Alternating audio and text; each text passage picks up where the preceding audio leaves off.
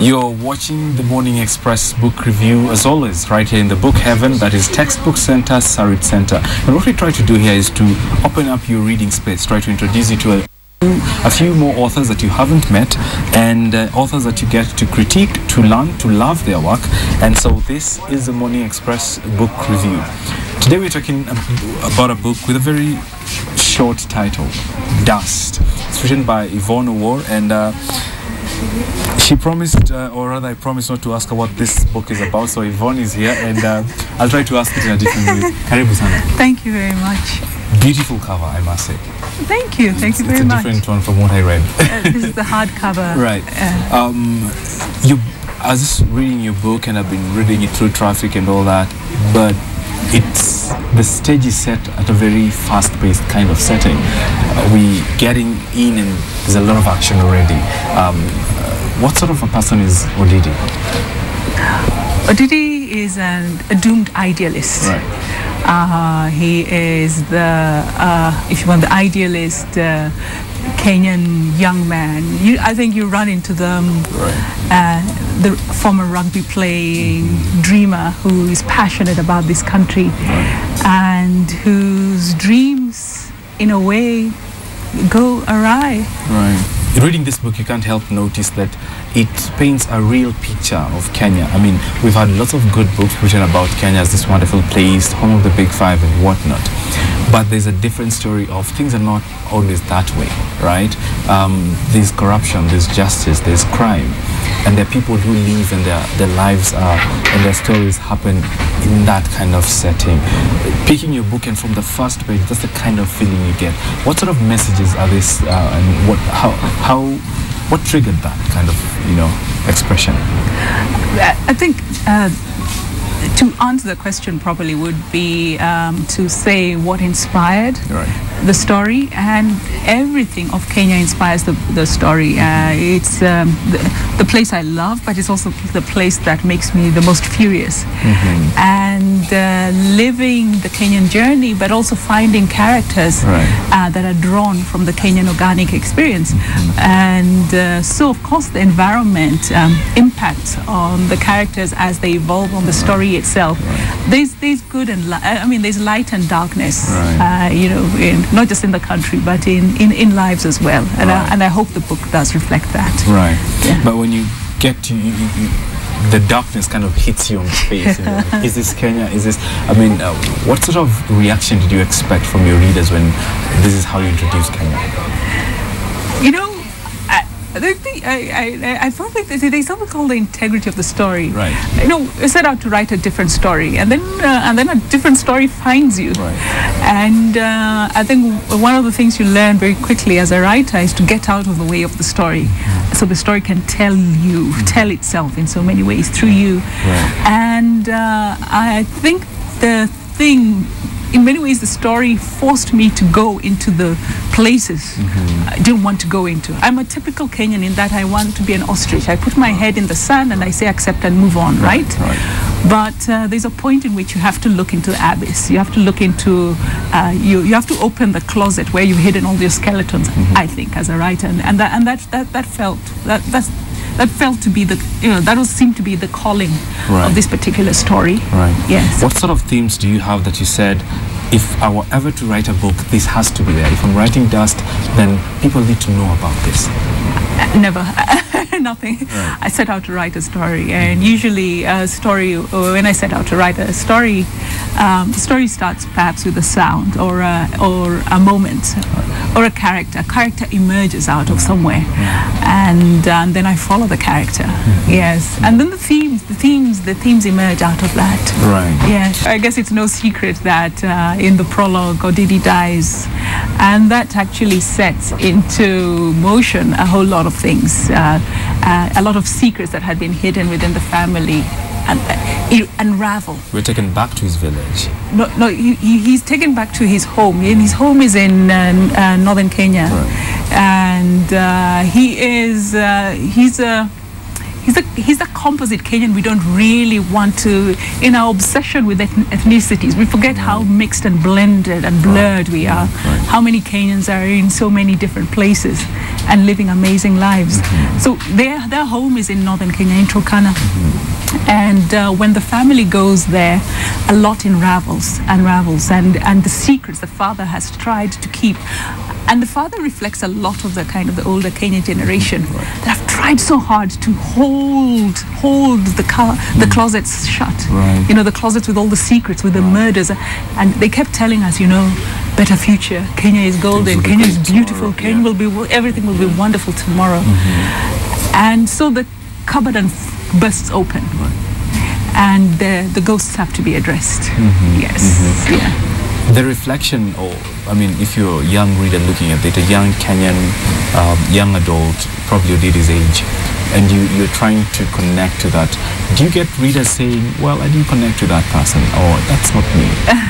Not yet, I guess, because the book has just been launched. What's been fascinating among those who have read it has been there's a place of silence, a kind of reflection, which has been very interesting to see even as a writer. You kind of say, oh my. So that's what a book can do.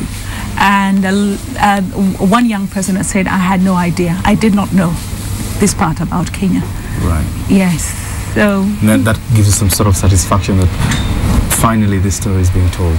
They are getting to have those conversations with themselves. At least perhaps an opening. I mean, I'm sure there'll be those who will hate the story completely, which is, you know, expected. But I'm touched by the younger generation who, some of whom have just come up and said, you know, we had no idea of this part of our Kenyan history, which makes me ask, what are people being taught? What are children being taught in our schools? What history is being taught?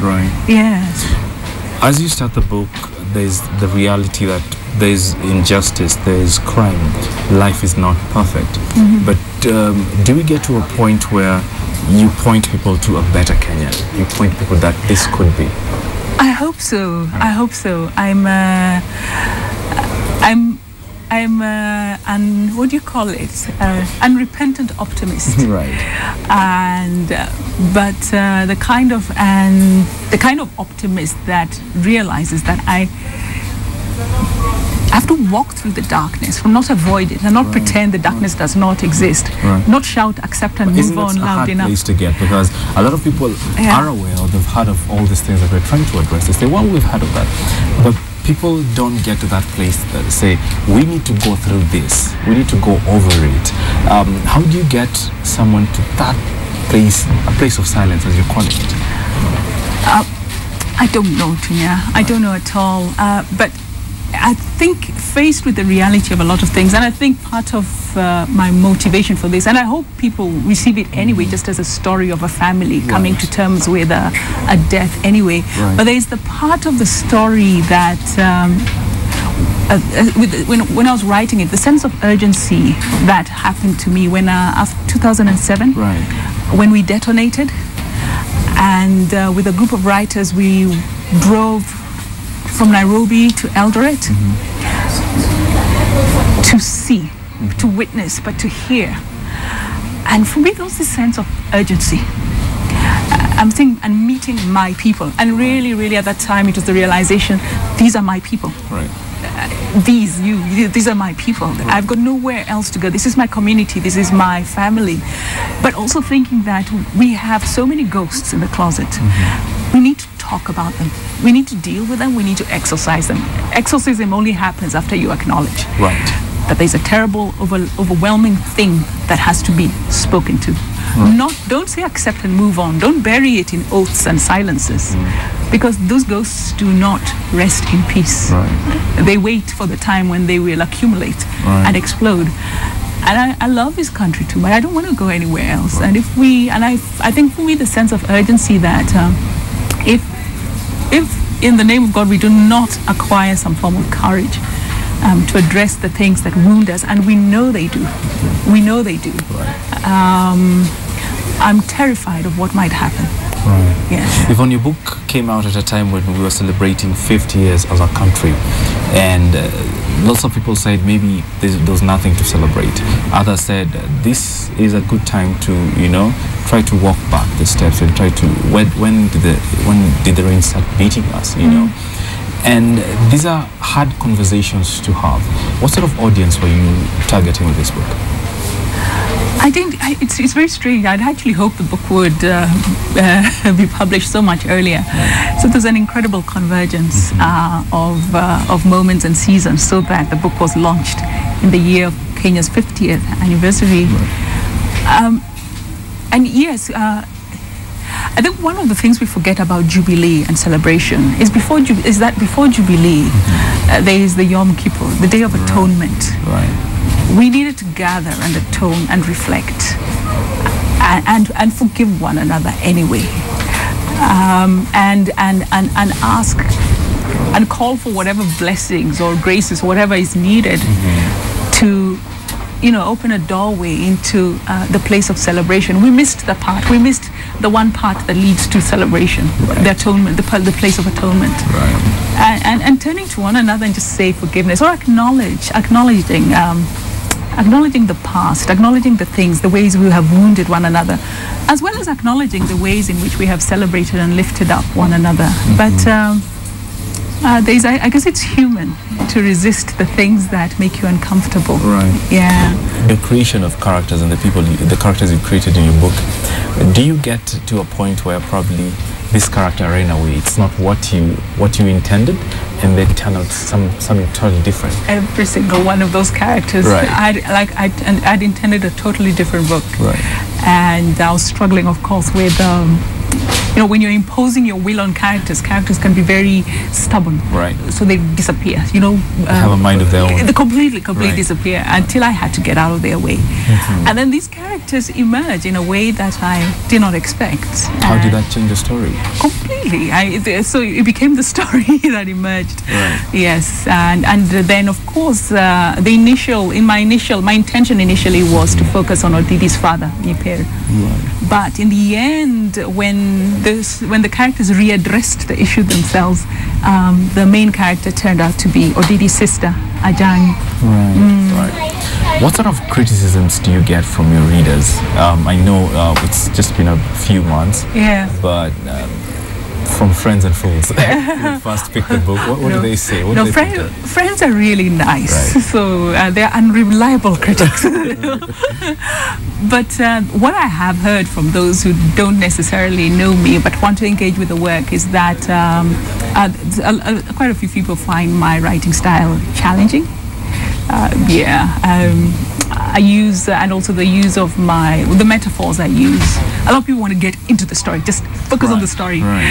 I kind of like the other stuff that goes on around it, the organic stuff. Right. So there's that as well. And yeah. Do you feel Kenya is well represented here? I hope so. I hope it's a whole story about the Kenyan people and place. I hope it conveys the love I have not only for this country but for its people. Yeah. What went about coming up with the title? How did you settle on dust? It started off with about eight a sentence. Right. And as the book as the progress of the book, as the book evolved, I kept losing, from 8 words to 4 words. Right. Then finally, when we finished the book, it was just dust. Why not dust? Yes. Interesting. I mean, after Ken Prize, we have this book. What's the next book on? The next book, I'm already working on that. That's why I want your job. All right, a book review is not complete without a book reading. So I'd like you to pick your favorite 3 lines and just give it to us. 3 lines. Make it 4. Okay. He leaps over 2 fire-painted blossoms resting on the stark, cracked city pavement. Roused, these unfurl into late Christmas season orange and black butterflies that flutter into the violet shade of a smog-encrusted roadside jacaranda tree.